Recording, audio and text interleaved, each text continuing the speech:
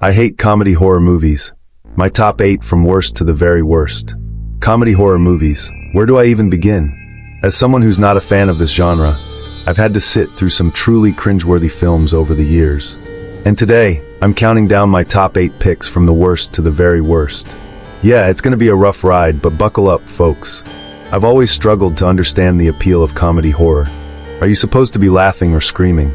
Is it supposed to be scary or funny? It's like the filmmakers are trying to have their cake and eat it too. And more often than not, it just doesn't work. In my opinion, of course. So without further ado, let's dive into my list of the worst comedy horror movies out there. From the ones that are so bad they're good to the ones that are just plain terrible, I'm covering them all. Scary Movie, 2000, where it all went wrong. Remember when horror spoofs were new and exciting? Scary Movie should have been that moment, but instead, it kicked off a whole era of bad parody films that we're still trying to recover from. Let's break down why this movie fails so spectacularly. The opening scene with Carmen Electra actually starts strong. It's a pretty clever take on Drew Barrymore's scene from Scream, but after that, it's like the writers ran out of good ideas and just started throwing in random pop culture references and crude jokes. There's a difference between smart parody and just recreating scenes with toilet humor added in. And Scary Movie almost always goes for the easy laugh. Take the I See Dead People parody scene, for example. Instead of cleverly spoofing what made the original scene work, they just have Marlon Wayans get high and talk to a poster. Or that infamous "What's Up" scene. They took a popular commercial and basically just repeated it. That's not parody, that's just copying. Behind the scenes, things were pretty messy too. The movie was shot in just 37 days, which explains why some scenes feel so rushed. The Wayans brothers, who'd done smart comedy before, like Don't Be a Menace, seemed pressured by the studio to make things broader and cruder. The result? A movie that aims for the lowest common denominator and unfortunately hits its target. The real tragedy? Scary Movie made over $278 million worldwide, which led to studios thinking this was what audiences wanted. Next thing you know, we're drowning in date movie, epic movie, and disaster movie. Each one worse than the last. Want to see parody done right? Watch Airplane or Young Frankenstein instead. Those movies actually understand the genres they're making fun of. Stan Helsing, 2009 rock bottom. Let's talk about Stan Helsing, quite possibly the worst horror comedy ever made, and that's saying something.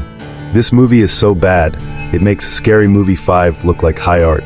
Here's the thing, bad movies can be fun. Troll 2 is terrible but entertaining. The Room is a disaster but fascinating. Stan Helsing is just painful.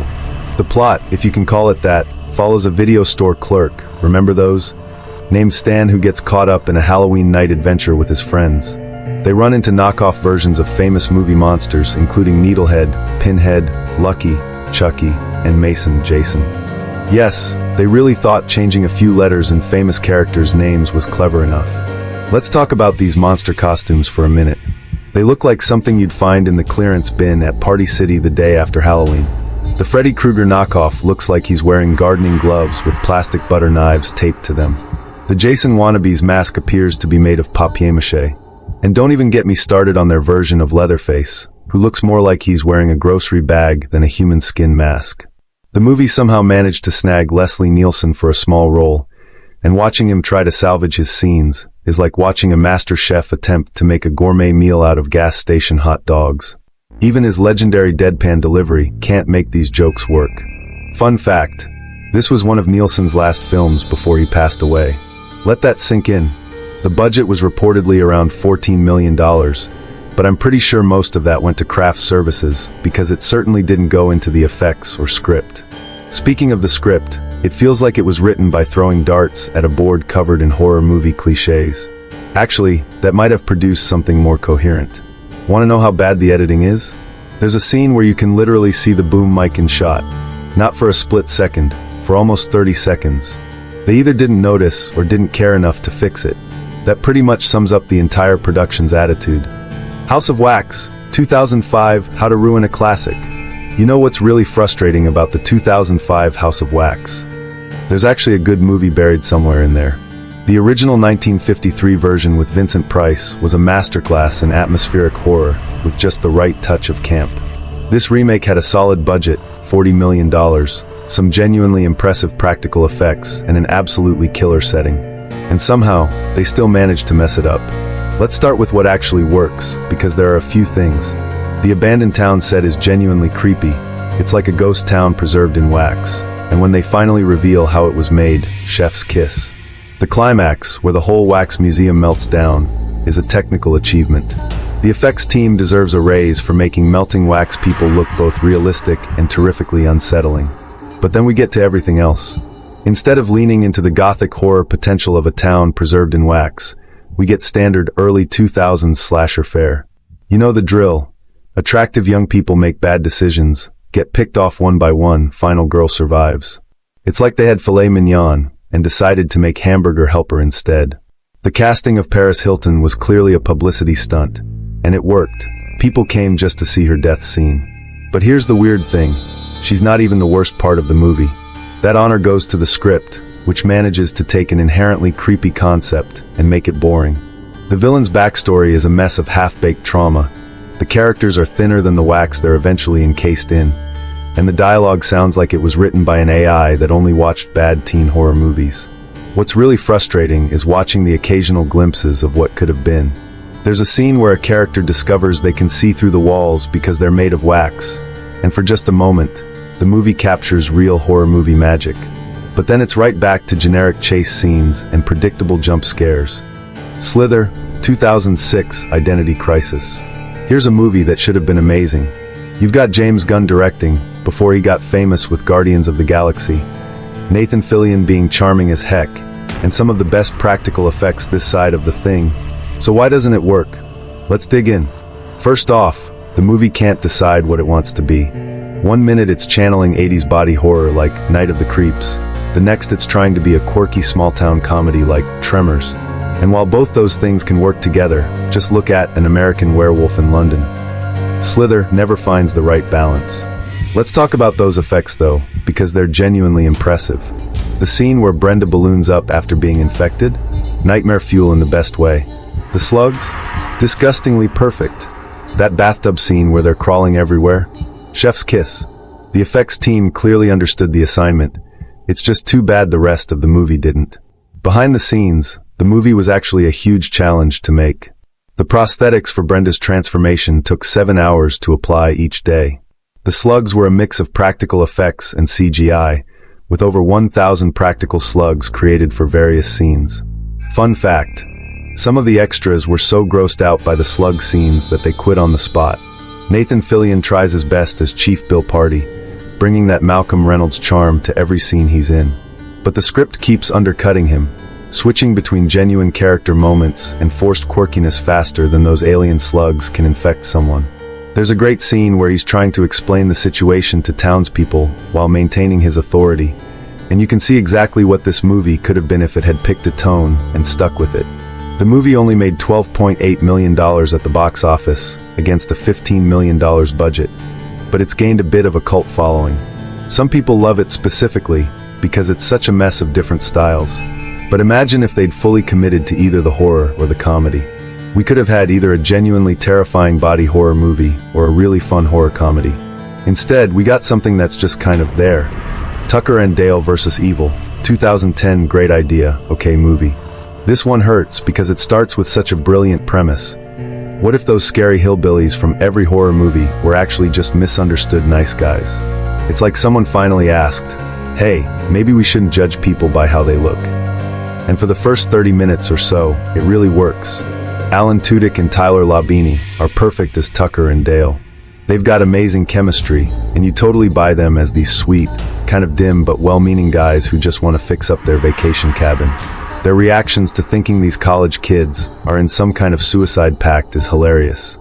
The scene where Dale tries to be friendly and just ends up terrifying everyone? Comedy gold.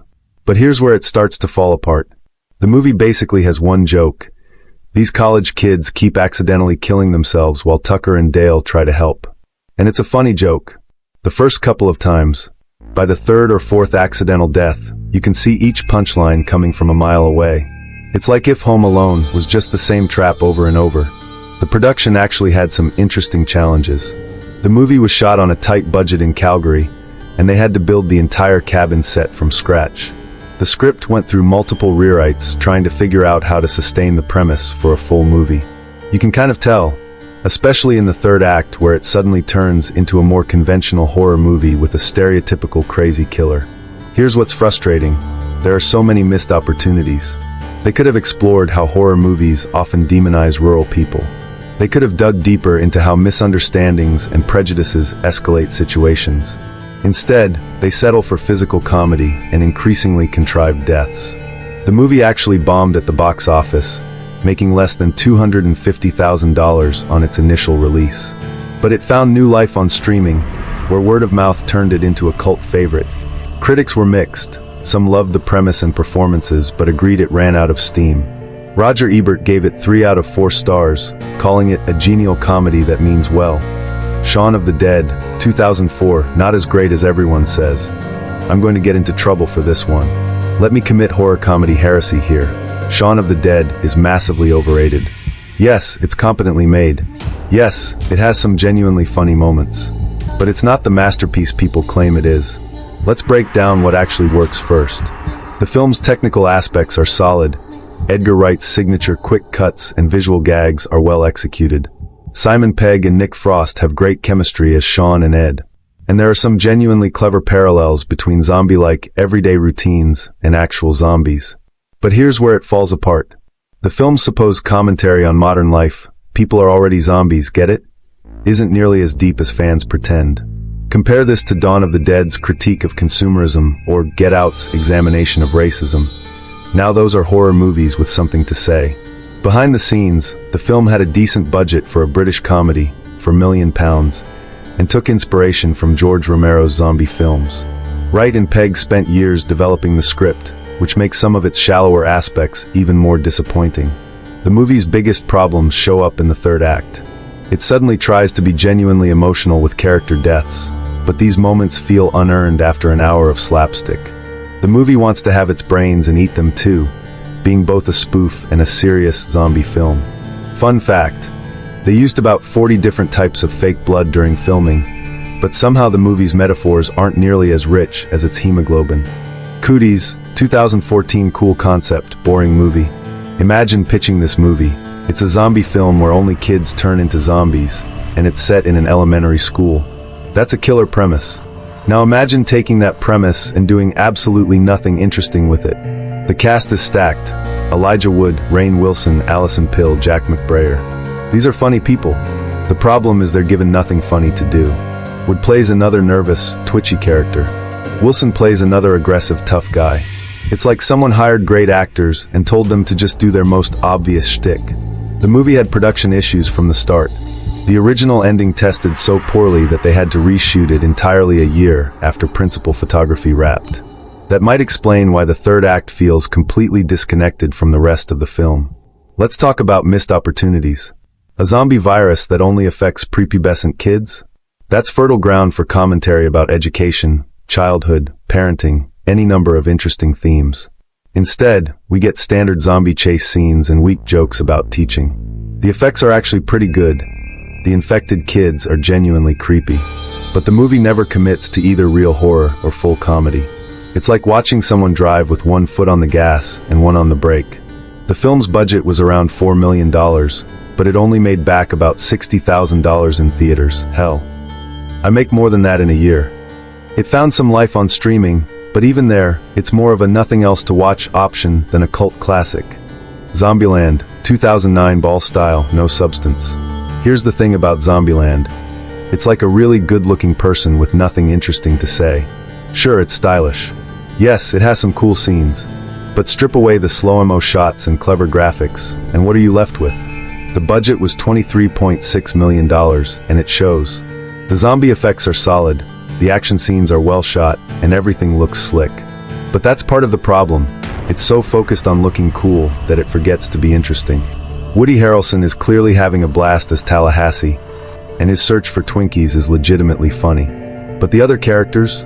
Columbus's rules for surviving the zombie apocalypse are clever, but they're more like PowerPoint transitions than actual character development. The Bill Murray cameo is probably the most memorable part of the movie, and it's telling that the best scene is essentially a celebrity guest spot that has nothing to do with the main plot. Behind the scenes, the film was originally pitched as a TV show, which explains a lot. The episodic nature of the plot feels like a series of TV episodes stitched together rather than a coherent movie. The movie made $102.4 million worldwide, making it a hit. But its success led to a trend of self-aware zombie films that mistake quirkiness for character development and style for substance. These failures collectively illustrate that successful comedy horror requires more than just combining elements from each genre. It demands genuine respect for both forms, technical competence, and an understanding of how and when to emphasize each element. The enduring appeal of attempting this fusion, despite these notorious failures, speaks to the unique potential of comedy horror. When done right, it can offer an experience that neither genre alone can provide. As we continue to see new attempts at blending comedy and horror, these cautionary tales serve not just as warnings, but as valuable lessons. They remind us that creating effective comedy horror requires more than just making audiences laugh or scream. It requires making them do both at exactly the right moment, for exactly the right reasons. The path to achieving this may be treacherous, but the potential rewards make it a journey worth taking. So, what do you think? Are comedy horrors just a waste of time? Actually, in some ways it doesn't matter what you guys think at all. I know I'm right. All comedy horror films should be assigned to the bin, or trash can for the Americans. Period.